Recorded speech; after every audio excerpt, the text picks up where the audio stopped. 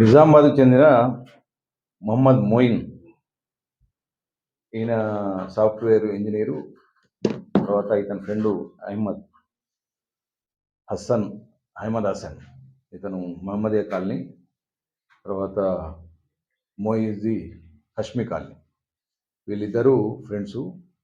వీళ్ళు ఇంకా కొంతమంది కలిసి ప్రజలను ఈజీగా మనీ సంపాదించాలనే ఉద్దేశంతో శ్రేమ్ ఎవర్ గ్రీన్ కన్స్ట్రక్షన్ ఒక కంపెనీ ఫ్లోట్ చేసి, ఆ కంపెనీకి ఇన్వెస్ట్మెంట్ పేరు మీద, అంటే ఎలాంటి డిపాజిట్లు స్వీకరించడానికి కూడా వాళ్ళకి ఎలాంటి అనుమతులు లేకుండా కూడా వాళ్ళు డిపాజిట్ల పేర్ల మీద, ఇంట్రెస్ట్ పేరు మీద తీసుకొని దాదాపు ఇక్కడ 2022-23లో దాదాపు 125 మందిని చిట్ చేశారు. అందులో ఒక బాధితుడు హకీం అని ఒక టీచరు, ఈయన ఇందల్వాయి లోలంలో ఒక టీచర్గా పనిచేస్తాడు. ఇతను వచ్చి మాకు కంప్లైంట్, ఇందల్వాయిలో పోలీస్ స్టేషన్లో కంప్లైంట్ ఇస్తే దీని మీద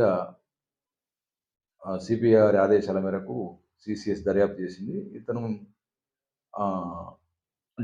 డబ్బులు ఇంట్రెస్ట్ ఇస్తామని, లేకపోతే ట్రేడింగ్ చేస్తామని, క్రిప్టో కరెన్సీ చేస్తామని చెప్పేసి డబ్బులు వసూలు చేసిండు. దాదాపు 8.5 కోట్ల రూపాయలు.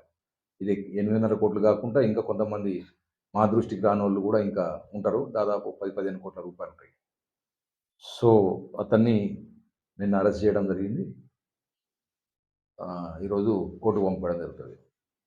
అయితే వీళ్ళ ఉద్దేశం ఏంటంటే మల్టీ లెవెల్ మార్కెటింగ్ అని ఒక కోట్రా ప్రాఫిట్ అనే ఒక యాప్ క్రియేట్ చేసి, ఆ యాప్ ద్వారా భారతదేశం మొత్తంలో చాలామందిని ఇన్వైట్ చేసి వాళ్ళకు లాభాలు ఇస్తామనే పేరు మీద తీసుకోవాలనేది ఒక ప్లాన్ చేశారు.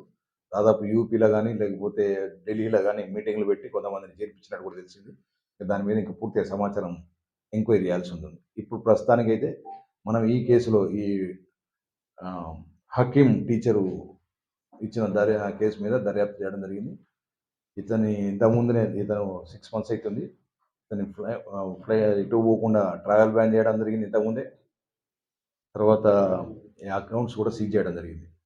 ఫర్దర్గా దర్యాప్తు చేస్తాము. నేను రిక్వెస్ట్ చేస్తున్నా ఏంటంటే ఎక్కువ పైసలు ఇస్తాము క్రిప్టో కరెన్సీ, గోల్డ్ ట్రేడింగ్ మీద, లేకపోతే ఇంకేదన్నా కంపెనీ పేరు మీద ఇట్లా పైసలు ఇస్తాము, ఎక్కువ ఇస్తాము ఉన్నారంటే అది మోసం కిందికి లెక్క. మోసం చేసే వాళ్ళు మనల్ని లూర్ చేస్తున్నారు. సో ప్రజలను రిక్వెస్ట్ చేస్తున్నాము, అట్లాంటిది ఏమైనా ఉంటే తర్వాత ఈ మొయిజ్ ఖాన్ బాధితులు ఎవరైనా ఉంటే నేరుగా సిపి గారిని కలిస్తే వాళ్ళ మీద అది కేసులు కూడా రిజిస్టర్ చేయడం జరుగుతుంది. ఈ విషయం మీ పత్రికా మిత్రులకు కూడా ఏంటంటే ఎవరన్నా మీ దృష్టికి వస్తే కూడా మీరు మా దృష్టికి తీసుకొస్తే వాళ్ళ మీద లీగల్ యాక్షన్ ఇనిషియేట్ చేయడం జరుగుతుంది.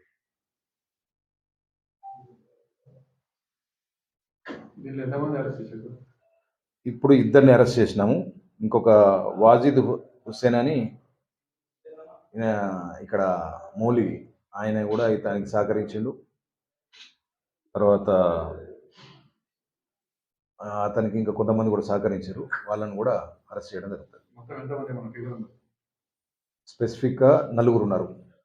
ఇంకా పెరుగుతుంది. ఎందుకంటే ఇది ఫస్ట్ అరెస్ట్ చేసి తర్వాత వీళ్ళని పోలీస్ కస్టడీ తీసుకున్న తర్వాత ఇలా మొత్తం నెట్వర్క్ అంతా చూస్తే తప్ప మనం పూర్తిగా చెప్పలేము. కాకపోతే ఈ గ్రూప్ మాత్రము దేశవ్యాప్తంగా ఈ మల్టీ లెవెల్ మార్కెటింగ్ కంపెనీ పెట్టి దేశవ్యాప్తంగా పైసలు కూడా వసూలు చేయడానికి ఇక్కడ నిజామాబాద్ నుంచి అందరూ వెంబడి పడుతున్నారని చెప్పేసి పోయి బాంబేలో, గుల్బర్గాలో ఇట్లా తీసుకొని అక్కడి నుంచి మళ్ళా కొత్త ప్లాన్ చేస్తున్నారు.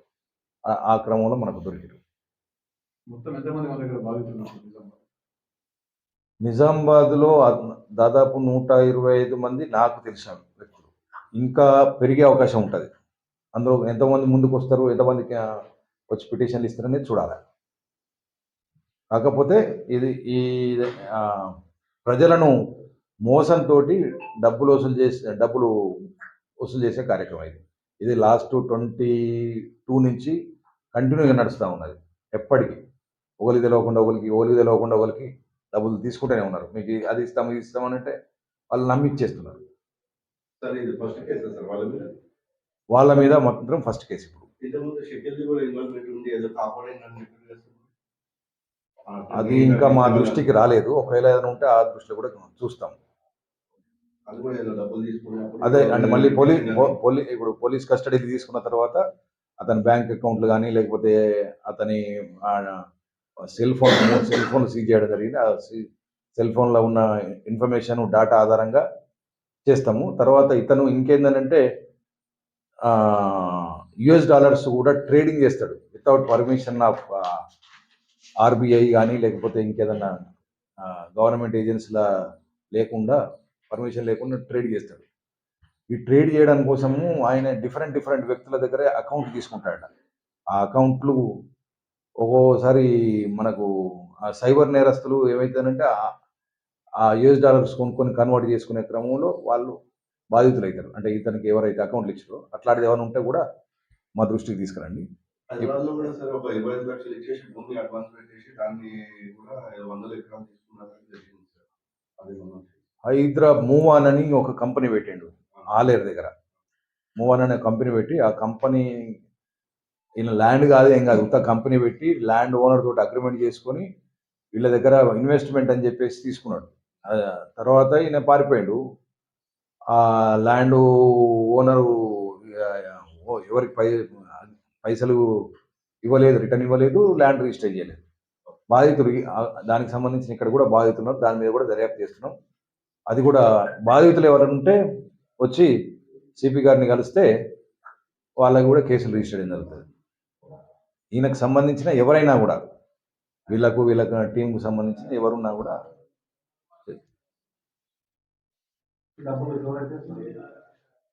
చూడాలి. అంటే ఏమైనా బ్యాంక్స్ చూస్తే మనం చెప్పగలుగుతాం ఎక్కడ ఉన్నాయి ఏం కదా అనేది. వీళ్ళ కమ్యూనికేషన్ ఎట్లా ఉంటుంది సార్? అంటే ఇట్లా మీటింగ్ లాంటివి పెడతా ఉంటారు అంటే వీళ్ళ కమ్యూనికేషన్ ఎట్లా ఉంటుంది? వీళ్ళు అంటే ఒకరి ద్వారా ఒకరు ఒకటి. రెండోది ఏంటంటే ఇప్పుడు స్కోటర్ ఆఫ్ ప్రాఫిట్ అనేది ఉంది. దానికి మాత్రం వాళ్ళు మీటింగ్స్ పెడతారు. మీటింగ్స్ పెట్టి ఇన్వైట్ చేస్తారు. ఏజెంట్స్ను మాట్లాడుకుంటారు. ఏజెంట్స్ ద్వారా ఇస్తారు. ఇప్పుడు ఇది కూడా కొంతమంది ఏజెంట్స్ ద్వారానే. మనం ఈ హకీం ఉన్నాడు, హకీం టీచర్, ఆయన ఇంకా కొంతమంది జరిపించాడు. ఈ పైసలు వస్తున్నాయి, నాకు వస్తున్నాయి, నీకు కూడా వస్తాయి అని చెప్పేసి చైన్ సిస్టమ్. యాక్చువల్గా ఈయన బాధితుడు కానీ ఈయన కూడా కొంతమంది మోసపోవడానికి ఇది అవుతాడు.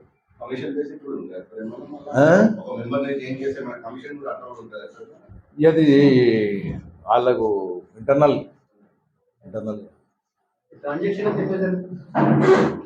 ట్రాన్సాక్షన్ అంతా బ్యాంకు క్యాష్ రూపం, బ్యాంక్ రూపం. క్యాష్ ఉన్నది, బ్యాంక్ రూపం ఉన్నది. మహమ్మద్ మోయిజ్ ఖాన్, ఇతను 32 years, Hashmi colony.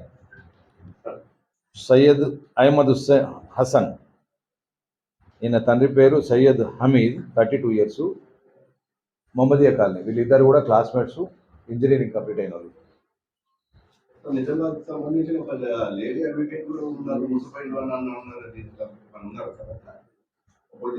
Lady advocate కాదు కానీ లేడీ అడ్వకేట్ భర్త.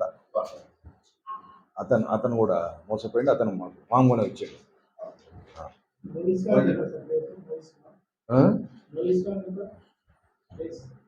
హష్మి కాలనీ.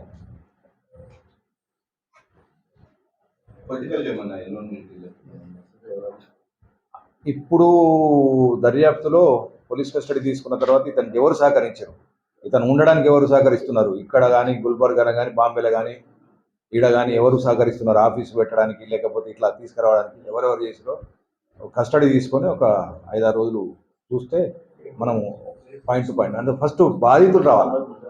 బాధితులు మనం ముంగటికి వస్తే మనం ఎక్కువ మనం చేయడానికి